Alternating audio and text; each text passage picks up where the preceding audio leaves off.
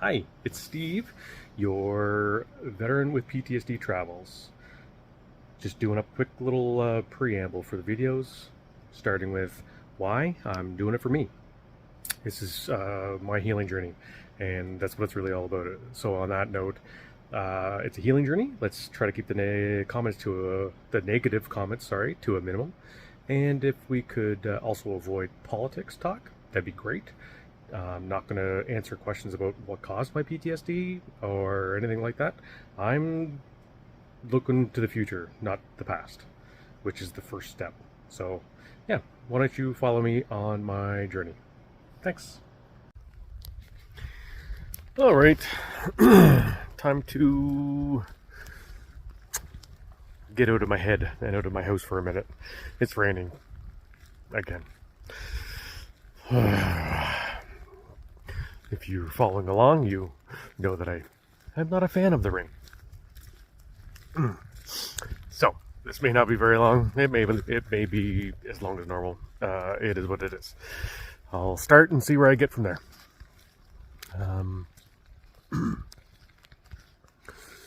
So, I was talking a few times, or talking about the trips and stuff like that, and sort of ended with my second trip to Antigua, and whatnot. So it was great. In that, we made a decision on the boat, finished the negotiations, finished signing papers for purchase, and then I had to fly home. So while I was in Antigua, there were a few times, like I mentioned with that one bar, good food, but the noises and my location, sitting and stuff like that, weren't the greatest, and which led to a not very nice incident.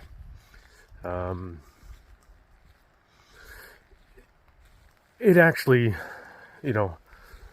something that will happen with those who have PTSD is that sometimes they'll have these moments, and they're going to affect them really hard at the moment, really hard at the time. Wow, the water is really high again.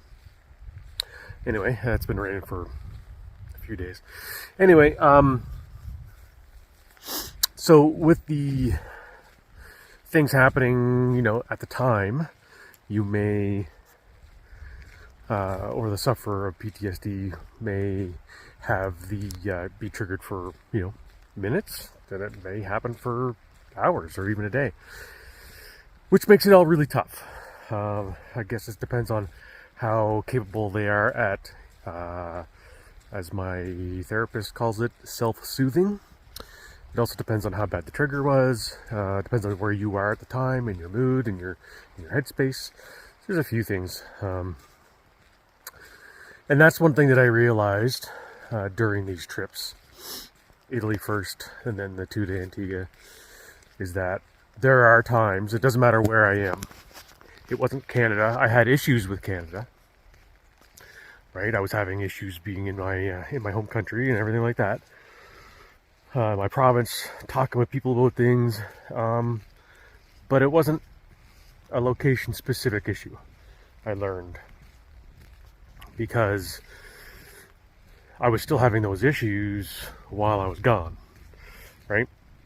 We could talk about, if we talked about, excuse me, if we started talking about politics or start talking about bureaucracy, taxes, the military, so whenever anybody from the talk club would start talking about things, I would have to, either walk away or just ask them not to. I got better at setting a boundary with people, but it still happened where you get triggered, and so it didn't matter that I wasn't at home. It was gonna happen anywhere. It was gonna happen anywhere anyway, and I was just gonna have to sort of understand and figure it out. And I came to the because because much like my physical back injury, where I don't have a say in when things are like, you still have to go do things sometimes. Still have to get out and have breakfast, so I would have to, you know, if I was having a bad back day, I'd have to get my cane out and, you know, stumble down to the restaurant and have some breakfast. If I was doing okay, then I didn't. Same thing with the brain injury. I would have moments where I was not okay. I actually found it harder to integrate or be out in the world when I was, you know, having an anxiety day or a triggered moment. When my brain was not working well, I had, that's when I was not doing the best. And I actually I have a much harder time leaving and trying to integrate into the world when I'm having a bad head day. So that's fun. But it was really good. It was something that I didn't know, and I wouldn't have known had I not done these trips. I probably would have kept hating Canada. I probably would have hated, you know, been in a really bad space all along, and just thought to myself that I need to get out, I need to get out. Well, I finally did get out, and it wasn't a magic fix like I was hoping it was going to be, because there is no magic fix. It's hard work. What does my generation like to say? Hard work pays off. Yeah. Hard work does pay off. However, you don't have to deliberately, you know, hurt yourself to get there. As I said in a video past, you know, there's a lot of people telling me, oh, you have to push through it. You have to just keep going and push through it sometimes. And I'm like, if I'm going to be set back, and it's happened, where I was set back a week or even a month in my recovery, then no, I'm not pushing through that. And it's not happening. Anyways, so there's that. And then I had, so then I got home after learning that about myself. Oh, sorry, tangent. After learning that about myself, it was good to get home, have a slightly better reaction to the Toronto skyline, have a slightly better reaction to everything. And then we had Christmas, and Christmas was hard. Christmas was hard because, and not for PTSD reasons, mostly just grief. It was our first Christmas without my late wife, and not a fun, you know. It was a good time. We're our family likes to have, me and the kids, we like to have fun, and we like to laugh and joke and stuff. But there were definitely some moments where it were extremely tough, because there were times when, you know, Mom would have been, you know, there laughing along with us, or telling us to smarten up. She usually told me to smarten up, but it's okay. Anyway, so yeah, it was a tough first Christmas, but I felt myself slipping back into, you know, not a good headspace, because I wasn't doing the thing that I was trying to do. And it obviously takes time to, you know, get there, move the money around and do stuff. And then there was no sense. I purchased the boat in the beginning of December, got the money moved around from the bank here again. Was nervous because it's a large sum of money, and I didn't really feel like I wasn't happy with just handing it over to somebody, but I had built up that trust with Richard Watson, and he you know, was just very forthcoming, very, very honest with everything. And like I said, I put him through a bit of a ringer in that the gaining of the trust. It was but yeah, so I got home, sent the money. I'm all over the place again today. I'm not, again, still not in a great place.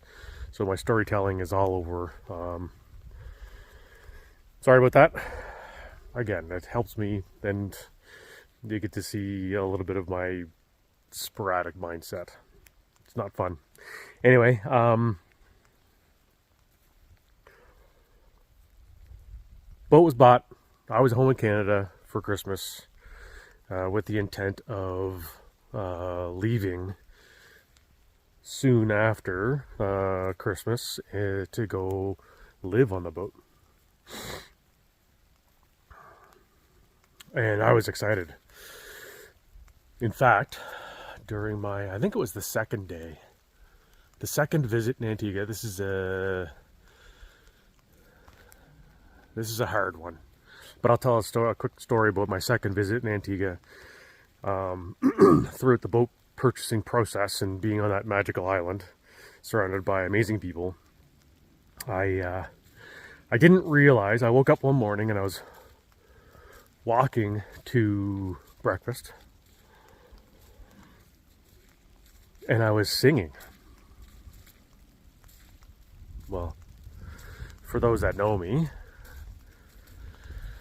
I sing all the time. Not necessarily good at it, but I sing all the time. Always singing music that's stuck in my head, or even making up lyrics to brand new songs. And that's kind of where I was this day. And I realized that what I was singing sounded very familiar. Oh, it's windy, I'm sorry. Let's see if I can't switch positions. The rain's picking up a bit too.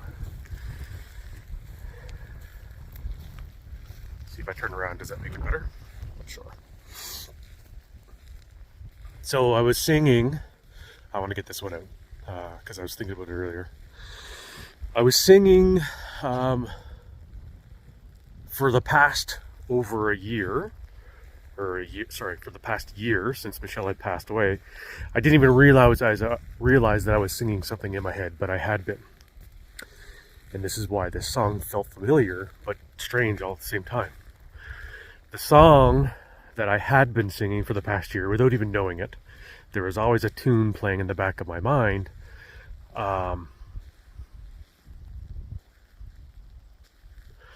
I'm so lonely I could die. Now, obviously, I didn't do anything like that. That was the feeling. And then, yeah, not a nice thing to realize that you were singing for so long and didn't even know. But this morning, this is the important part. This morning, as I was walking towards breakfast, things were sorted, the decisions were made. I was just biding my time until I got back home, and I was out loud singing, not just in my head, not just on mute or on silent. I was singing out loud, I'm so happy I could die. Just that one little word switch, right? It went from a somber, morose song. It's not even a song, it's just a verse, or, not even, it's barely even that. But, yeah, I'm so happy. And it was incredibly amazing, the power of that positivity, and to see where life can head when you start working on things and working on yourself. So that was very powerful, and it was good to, it was nice to get there. So then I got back for Christmas. We're going to fast forward a little bit now again, back to Christmas time.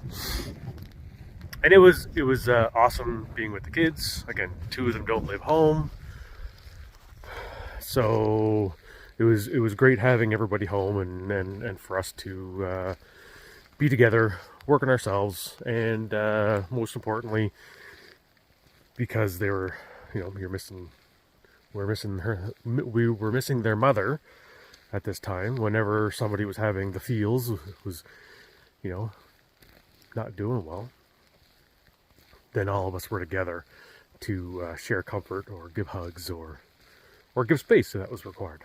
So it was good in that way. I felt the whole time after or during Christmas, I was excited to get back to Antigua, because despite my happiness of having the family together, everybody home, I was unhappy living in the house that my late wife basically passed away in, sleeping in the bed that she basically passed away in. I wasn't in a good place. This one's not PTSD related, just grief related, and I know that. But it affected me all the same. So when I had come the beginning of January, as I was working on everything, and I'm like,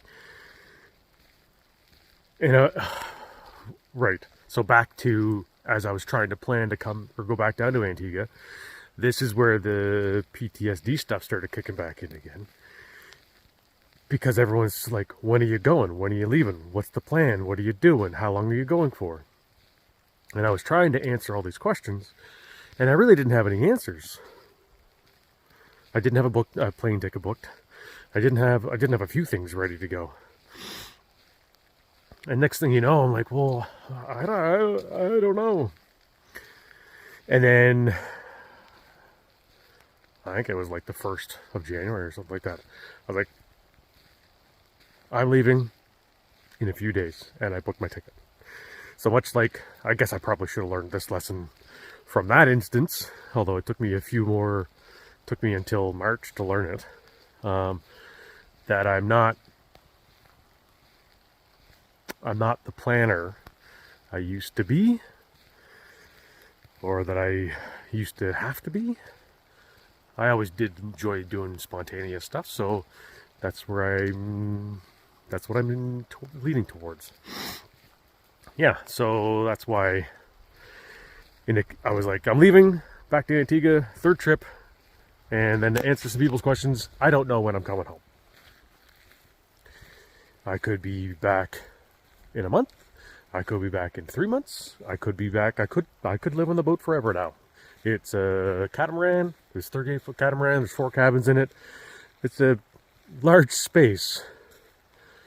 And the intent was for one of the children to come down and actually live on board with me. We're going to take the dog down, take the cat down, and just be on board.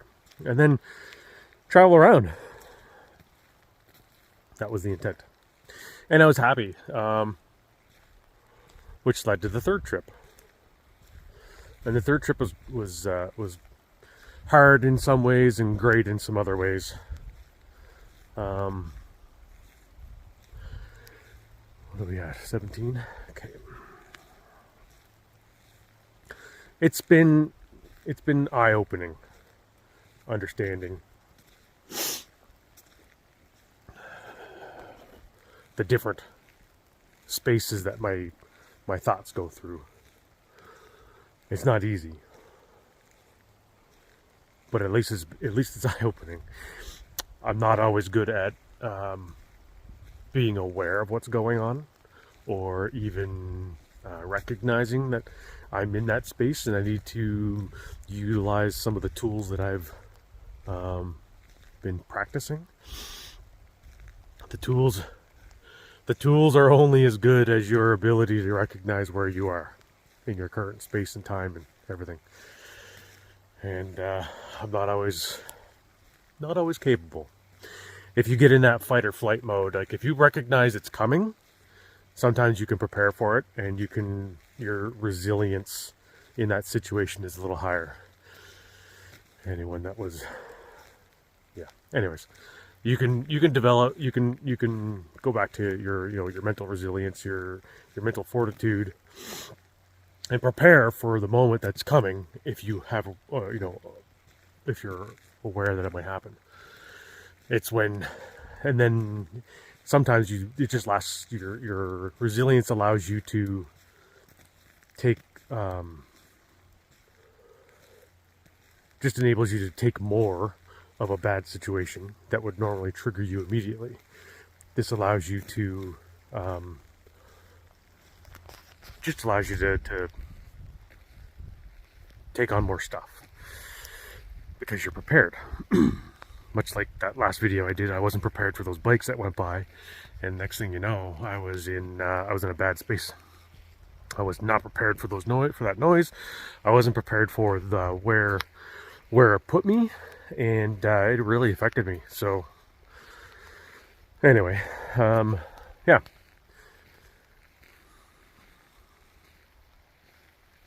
I have no idea where that came from. I'd have to look back up the video to see where I was talking about, but I'm not going to do that. I'm the third trip to Antigua. It's going to be longer than, I don't really want to do a long video.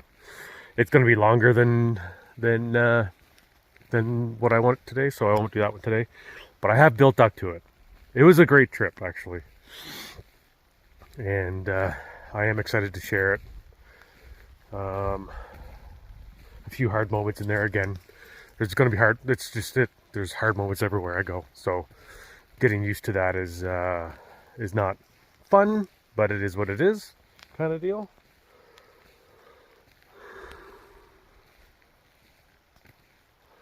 And I'm ready to. Excuse me. Actually, I got decent news from my broker today, so that's nice. Boat's not sold yet. It's looking like it's close, but it's not quite there. But yeah, I'm still in contact with him. He's Richard's he's a good man. I consider him friend, and I find it hard to consider people friend these days. So it's nice to find someone that you're, and this is partly what it is, I think, why if I have a hard time considering people friends these days, is I'm very reserved, and I've made some decisions in my life over this past soul searching. Well, consciously I've been soul searching for what, about a year and a half since I started my therapy. Oh, that's a rain mixed with snow now. Fun stuff. And yes, I'm still in just a sweater and a vest. It's basically my winter jacket. Anyway, oh no. My back is starting to get sore, so that distracted me. Talking about random stuff distracts me.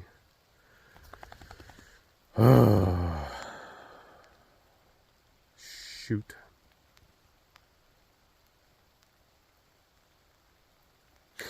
Allowing myself to be in a vulnerable state. Oh, it's one of my friends.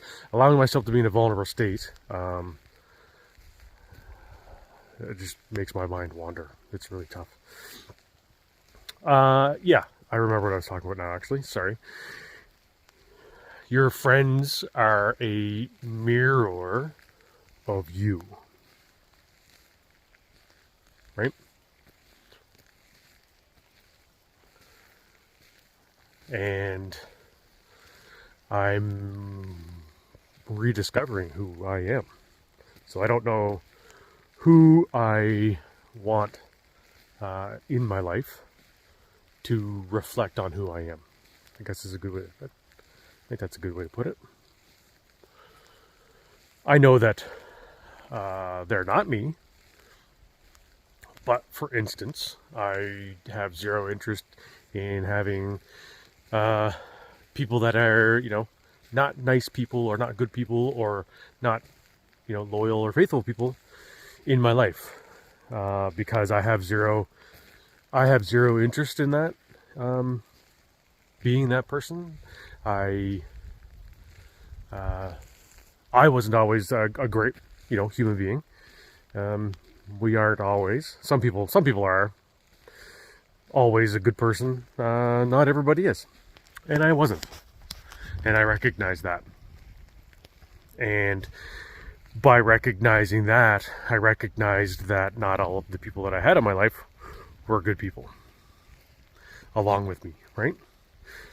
So, in order to preserve who I am looking to become, I am just not interested in welcoming people in my life that I don't find to be good or trustworthy. I think that's a good way to put it. I think that is it's a very positive thing to come out of my my therapies. Has it reduced my circle? Yup, it sure has. Circle was reduced in a bunch of different ways. But that's one of the ways that it stays small.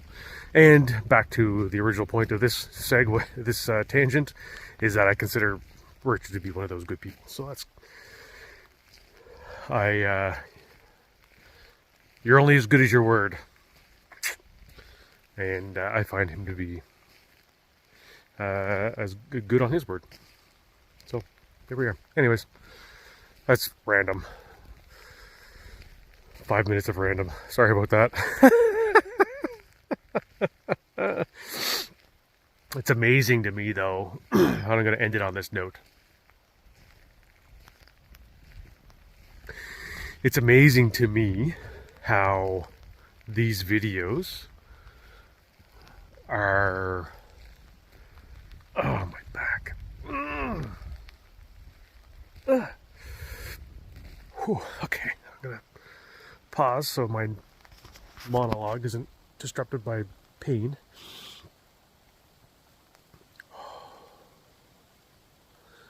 It's amazing to me. Shoot. Oh. When I left the house, raining. Again, still hate the rain. I left the house miserable in the rain, starting a video that I really didn't want to do, actually. And now I'm in a slightly better place. Laughing, telling jokes, trying to tell jokes, not doing very good. If I had the attention span that was longer than a goldfish's or a squirrel's or golden retrievers, I might be doing okay. But yeah, it is what it is. I don't even know what today's word of the day would be.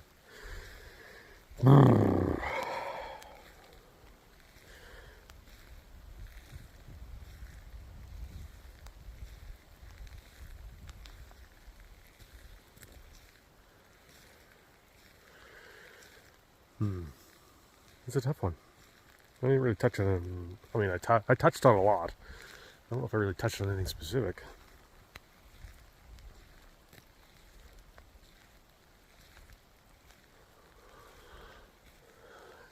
Today's word of the day is friends. Those who you want in your life to be a reflection of yourself. And if you find that if you look at the people that you have in your life, and they aren't someone that you feel is somebody, if a stranger meets your friend,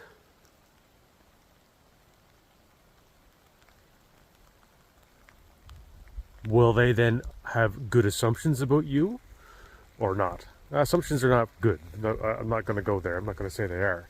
However, it's a fact of life. First impressions are a thing.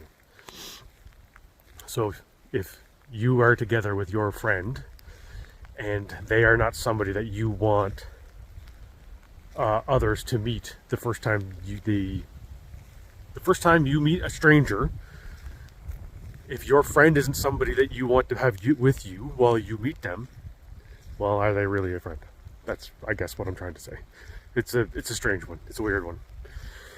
But yeah, they're a mirror into who you are, And is that who you want to be? Friends. That's a good one. I have friends, and they know who I am. They know who they are. I have lost contact with a lot of my friends, even my good friends, just because I'm not really capable of reaching out to anybody at the moment. And they reach out to me. So occasionally I reach out to them just to say I'm alive and I'm doing okay, or if I'm even if I'm struggling or not. It's really tough. So my friends know that at some point I'll be in contact with them, and that eventually we'll hang out again or do the thing. Or I guess the most important thing is that my friends know that when we meet, it'll be like we never left each other, because those are the kind of friends that I value, friendships that I value, because we're all busy. So we need to be able to not hold it against each other when you haven't seen each other for a while. That was a really weird line. Anyways, today's word of the day. It's friends. Now on that note, I'm gonna go. I think I'm gonna go lay in some heat. The back has acted up, and that's what I do when it's on this at this point. So, love you all. Have a great day.